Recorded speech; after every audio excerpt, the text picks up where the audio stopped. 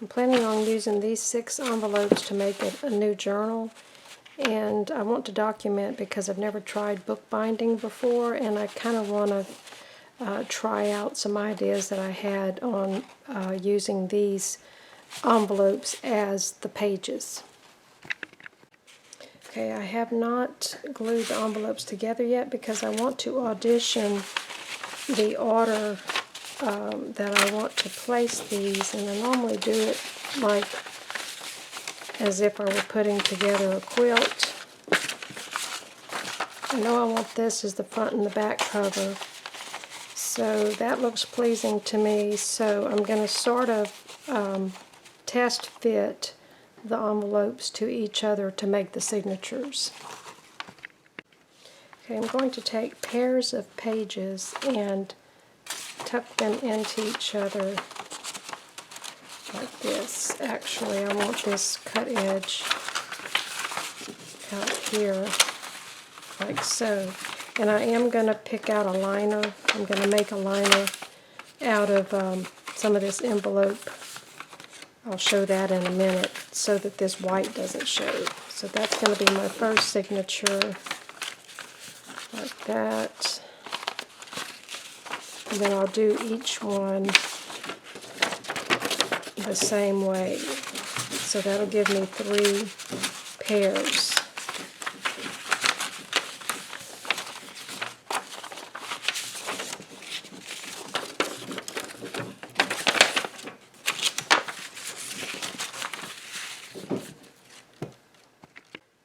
So next I need to pick out some coordinating paper that I want to line each one of these up, and I'll show how I cut the envelopes to make liners. Okay, I'm going to make these 2 envelopes the same size as the envelopes I've already made using my envelope punch, and this is not a lesson on using this, so I'm going to go ahead and cut out my envelopes and get them ready to make the liners. Okay, 2 envelopes will yield 4 liners. So what I do is I want to slice this off just along the edge of that, and I'm slicing off the smaller of the flaps so that this area will be the liner. So I'm just going to kind of line it up with my little cutting line there. Just want to shave just that off a little bit so that the liner will fit.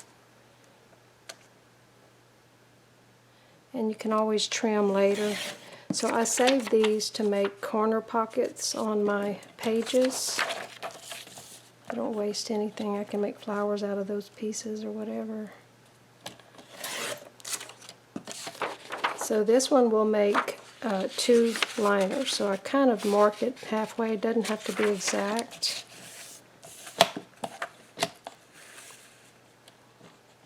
Cut those in half. So now I have 2 liners. And I'll do the same with the second envelope. Okay, so now I have my liners made. I just need to audition which pages I want to put these in. So what this will do is it's going to go into the envelope that's going to be sitting on top. And I don't glue anything together till I'm absolutely sure where everything's going. So that doesn't look bad, but let's try this one.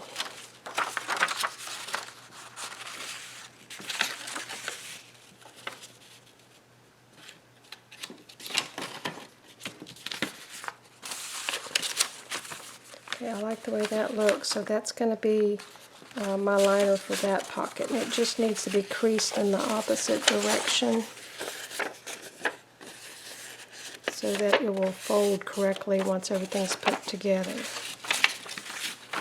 So I'm just going to leave that in there till I'm ready to glue everything together. And then audition the next one. Let's see which one of these 2. I think that I'm going to like this one.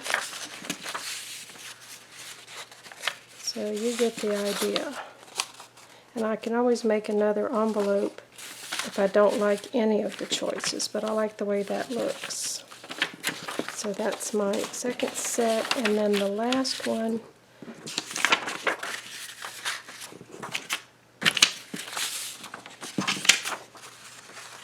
and then at this point I can still swap envelopes around. I don't have to keep them in the same order. I can keep auditioning until I'm happy, and I like the way that looks. So that my liners are made. So what I need to do now is I need to decide, this is going to be my front cover, I need to decide what kind of closure I'm going to be putting on here, because you want to go ahead and install that now if you want to use a button and a ribbon to wrap the ribbon around the front.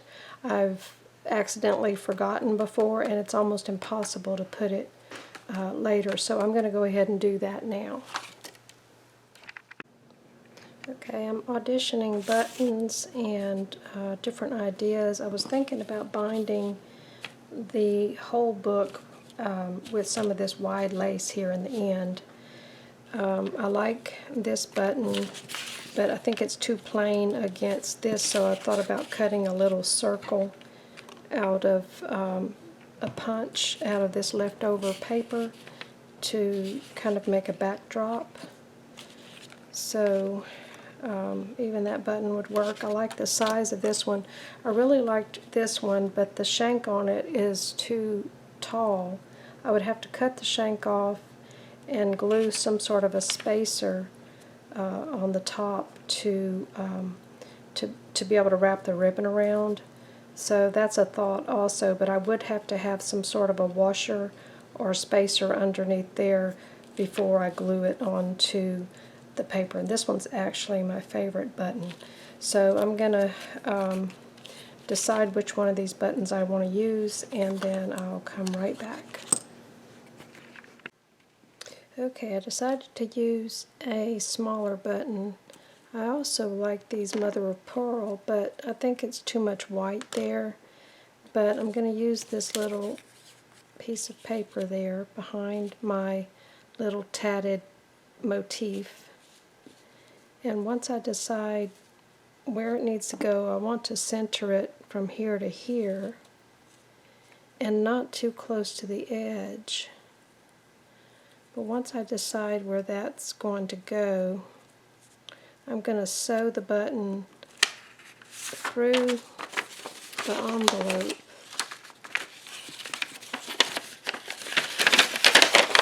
I'm going to open all that out.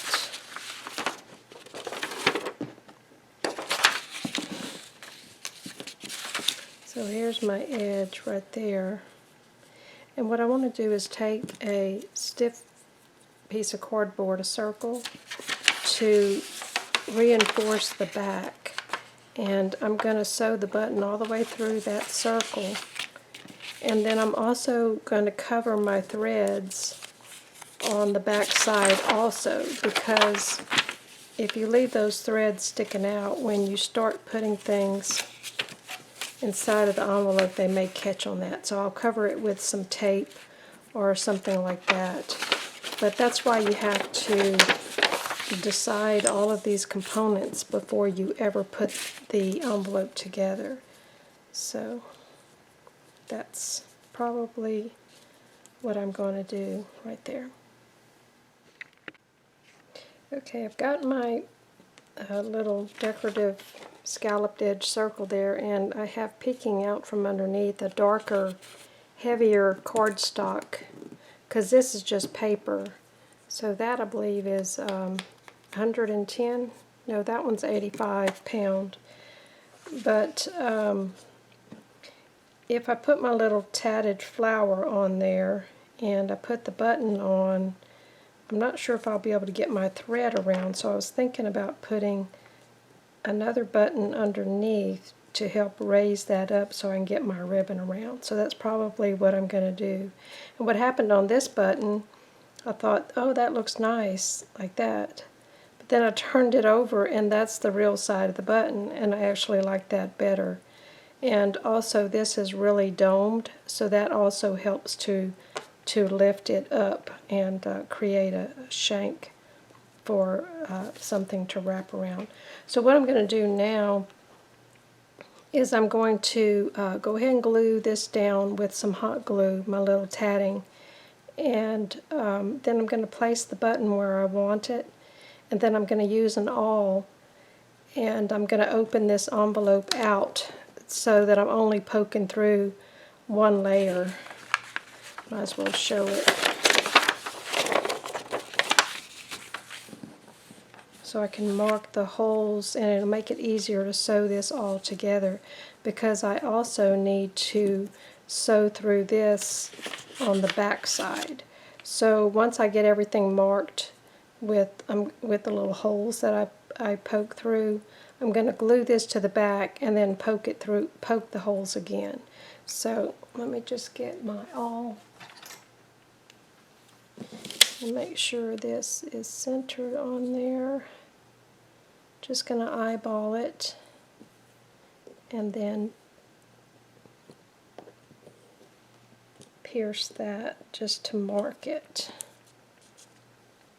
And I'm not sure if it went all the way through, and it did. So once I get my buttons sewed on, then actually I do want to sew through this also so that it gives it some more support. So I'm going to go ahead and glue this on over that hole, and then later I'll cover up all my thread with something else.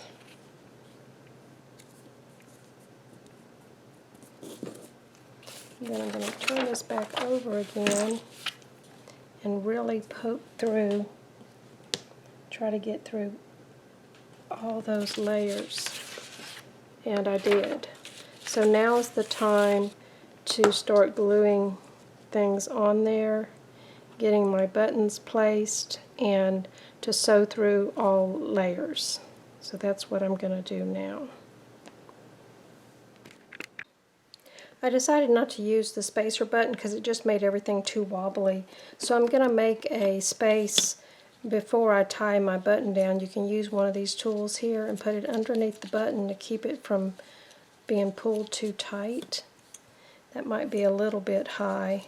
Or you can use, this one's kind of thin, so I'm going to use that. Anything, you can use cardboard, whatever, just to keep you from pulling it too tight. And I'm using some crochet cotton here, so I'm going to carefully turn that over so I don't lose my little spacer thing. I've got way more yarn than I need.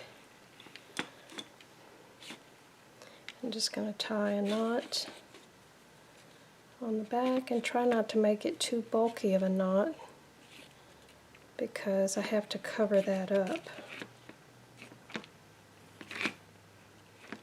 So before I cover it up, I'm going to go ahead and trim it because I can still change my mind at this point. I would just have to cut the threads. So that is going to give me some room when I get ready to use a ribbon to tie that on. So I think that that's going to work.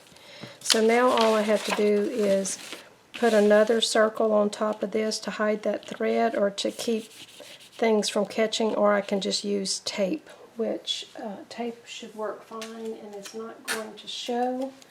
So I'm just going to tape that down so nothing gets caught on it.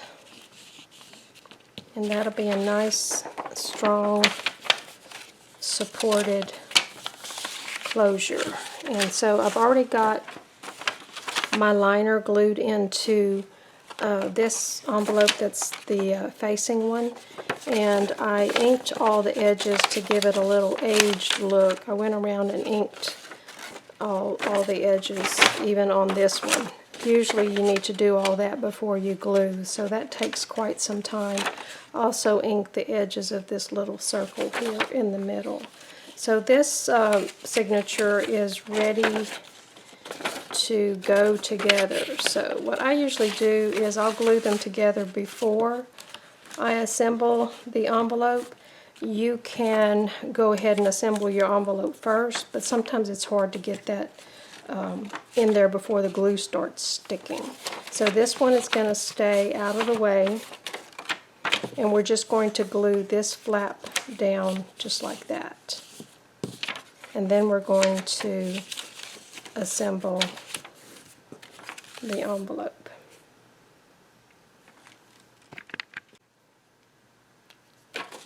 You don't need a whole lot of glue for this because there's not going to be anything bothering it once it goes inside the envelope.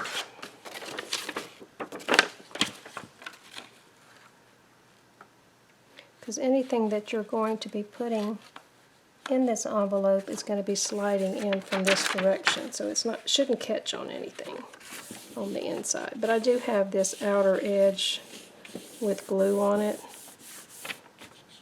and I like to take a plastic shield of some kind, like this leftover plastic, when I start gluing things together, because this is just paper and the glue will seep through, and you don't want everything kind of glued down to itself.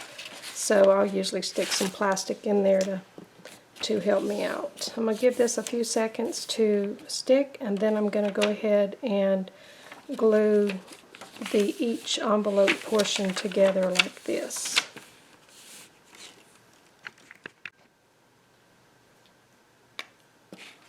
Right. Make sure I'm gluing the right edges. You don't want any glue across there. If you get the glue on the wrong place, just let it dry, open like this, and then start over.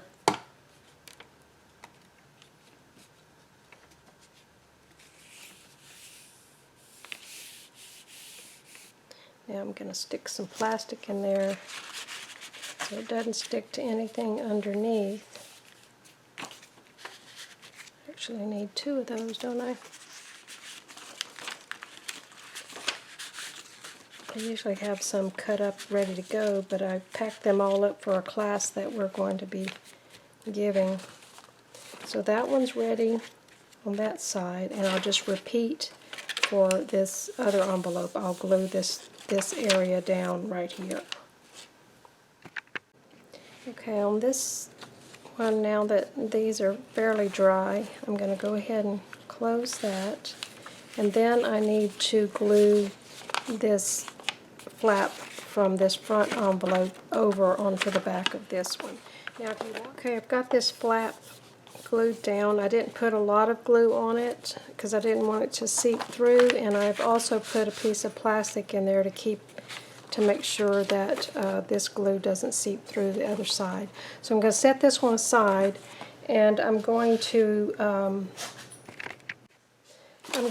assemble these other 2 pairs the same way I did the other one, except for they don't need a closure on the outside. So I'm going to glue the liners down, and then I'm going to ink all the edges, and then ink the edges on each one of them, then assemble it exactly the same way as I did the other one without a closure, the little button closure on the outside. So that'll give me 2 more signatures for my journal. I'm going to use this bookbinding puncher tool to help me punch the holes in my signature so that I can learn how to do a bookbinding stitch. Once I've figured it out, I don't feel qualified to teach it, so I'll put up some links that help me to learn. And so with only having to do 3 of these, it should go quick and easy and give me a little experience on stitching these things together. I finished the stitching on the book, and it was very easy to do. Here you can see it on the inside of the signatures. I'm going to put the link to the YouTube video that I used to learn how to do that. I have not glued these down yet because I plan on binding the outside edge of this with either a piece of coordinating paper, which I cut 1 1/4 inches because I measured a 1/2 inch in and then around a 1/2 inch the other side, so I needed a 1/4 inch clearance to make it around the edge, so you can see my fold lines, and I did ink the folds on this piece of paper. So I haven't decided yet whether I'm going to glue this paper on or use some sort of a ribbon like this. This one, okay, I found some ribbon that I had bought for Christmas one year, and I think it's going to be perfect for this. So I folded the ends under. This has got a wire on the edge, but I'm going to do some final measurements because this is 1.5 inches wide instead of 1.25 inches. So it's going to overlap a little bit more. So I'm going to go and iron this and put some creases in it so that it'll be equal on both sides and have a nice crease down the edge. And then I'll just go ahead and glue that on. This was a lot harder than I thought it was going to be. The ribbon I was using, this little metallic edge did not want to stick with any kind of glue. And I started getting glue all over my cover, and everything was getting really messy. So once I started this idea, I had to end up covering up mistakes that I made. So I think next time I'll experiment with something different. But I ended up using Stitch Witchery to fuse this down to my cover, because all of the other glues that I played with just left spots and seepage and all that. So this was a total experiment, but I think it looks pretty good even in spite of my imperfect binding. But I really struggled getting it down, so trying to get it in a perfect spot was really hard. So next time I think that I'm going to have the envelopes on the inside, and I'm going to have a complete cover like traditional binding to bind the whole book together. So, but this one I wanted to make it entirely of envelopes. So I am going to add a string closure, and I was thinking about stringing some beads onto the ends of these cards and then tying it onto this button. I don't want to do it yet, and then that would make my string closure. I've done that before, so that one comes out pretty good. But I think I'll string some beads onto the short end of this cord and then tie it onto the button. And when I'm finished, I'll come back and show the finished result. Okay, I strung some beads onto 2 of these strands, and I want to take the short end and tie around the button one time. And I want to pull this up to where my beads hang the way I want them to.